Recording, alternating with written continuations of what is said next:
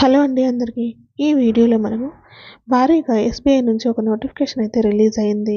ఈ నోటిఫికేషన్ ద్వారా ఎస్బీఐలో ఉన్నటువంటి క్లర్క్ పోస్టులను అయితే భర్తీ చేస్తున్నారు. డీటెయిల్స్ చూసే ముందు వీడియోని లైక్ చేయండి. ఎవరైనా ఇలాంటి ఎగ్జామ్స్కి జాబ్స్కి ప్రిపేర్ అవుతున్నట్లయితే వారికి కూడా ఇలాంటి వీడియోస్ అయితే షేర్ చేయండి. ఇందులో మనకి ఏ స్టేట్లో ఎన్ని వేకెన్సీస్ ఉన్నాయో కూడా మనకి ఇక్కడ క్లియర్గా నోటిఫికేషన్లో మెన్షన్ చేశారు. ఆంధ్రప్రదేశ్కి వచ్చేసి ఇక్కడ మనకు టోటల్ 50 వేకెన్సీస్ అయితే ఉన్నాయి. అదేవిధంగా తెలంగాణలో చూసుకుంటే 342 వేకెన్సీస్ అయితే ఉన్నాయి. బ్యాంక్ క్లర్క్ ఎగ్జామ్స్కి ప్రిపేర్ అవుతున్న వారికి ఇదొక మంచి అవకాశము.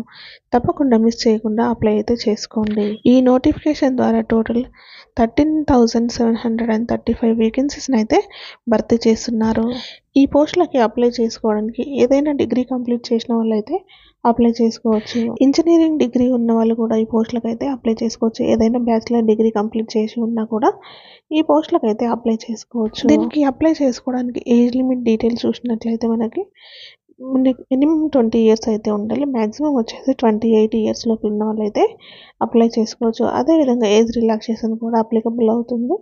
ఎస్సీ ఎస్టీ వాళ్ళకి వచ్చేసి 5 ఇయర్స్, ఓబీసీ వాళ్ళకి 3 ఇయర్స్, పీడబ్ల్యూడీ జనరల్ క్యాండిడేట్స్కి 10 ఇయర్స్, ఎస్సీ ఎస్టీ వాళ్ళైతే 15 ఇయర్స్, ఓబీసీ వాళ్ళైతే 13 ఇయర్స్ వరకు ఏజ్ రిలాక్సేషన్ అనేది అప్లికబుల్ అవుతుంది.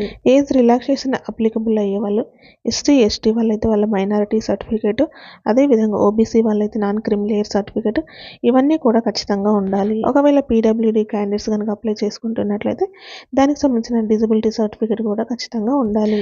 మనకి ఇక్కడ ఏ మీడియంలో ఎగ్జామినేషన్ అనేది అవైలబుల్ ఉంటుంది అనేది కూడా ఇక్కడ మెన్షన్ చేశారు. ఆంధ్రప్రదేశ్లో వచ్చేసి ఇంగ్లీష్, హిందీ, తెలుగు, ఉర్దూలో అయితే అవైలబుల్ ఉంది.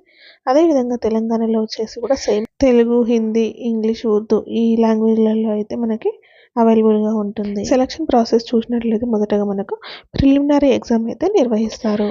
ఓన్లీ 3 పేపర్స్ ఉన్నాయి. 100 క్వశ్చన్స్, 100 మార్క్స్, 1 అవర్ టైం అనేది ఇస్తారు. ప్రిలిమినరీ ఎగ్జామ్ క్వాలిఫై అయిన తర్వాత మెయిన్స్ ఎగ్జామ్ అయితే నిర్వహిస్తారు. ఇక్కడ మెయిన్స్ లో వచ్చేసి మనకి 190 క్వశ్చన్స్ ఉంటాయి. 200 మార్క్స్ కి టైం డ్యూరేషన్ వచ్చేసి 2 hours 40 minutes అయితే ఉంటుంది. నెక్స్ట్ ఇక్కడ మనకు ప్రిలిమినరీ ఎగ్జామ్ వచ్చేసి ఫిబ్రవరిలో కండక్ట్ చేస్తారని అయితే ఇచ్చారు. డేట్ అయితే ఇంకా ఏం మెన్షన్ చేయలేదు. నెక్స్ట్ ఈ పోస్టులకి సెలెక్ట్ అయిన వారికి బేసిక్ పే ఏ విధంగా ఉంటుందంటే స్టార్టింగ్ వచ్చేసి 24,050 రూపీస్ అయితే పే చేశారు. ఫస్ట్ మంత్ వచ్చేసి 2 అడ్వాన్స్ పేమెంట్స్ అయితే ఇస్తారు. దాంతో కలుపుకొని 26,730 రూపీస్ అయితే వస్తుంది.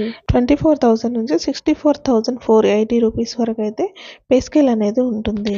నెక్స్ట్ ఈ పోస్టులకి అప్లై చేసుకోవడానికి అప్లికేషన్ ఫీ డీటెయిల్స్ చూసినట్లయితే ఎస్సీ ఎస్టీ పీడబ్ల్యూడీ మరియు ఎక్స్ సర్వీస్ మెన్ వాళ్ళకైతే ఎటువంటి ఎగ్జామినేషన్ ఫీ అనేది అయితే ఉండదు. జనరల్, ఓబీసీ, ఈడబ్ల్యూఎస్ వాళ్ళందరూ కూడా 750 రూపీస్ అయితే ఆన్లైన్ ద్వారా ఎగ్జామినేషన్ ఫీ అనేది అయితే పే చేయాల్సి ఉంటుంది.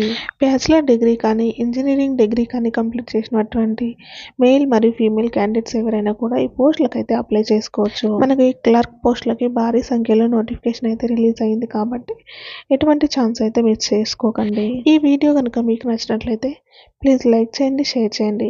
ఇలాంటి మరిన్ని జాబ్ అప్డేట్స్ కోసం మన ఛానల్ని సబ్స్క్రైబ్ చేసుకోండి.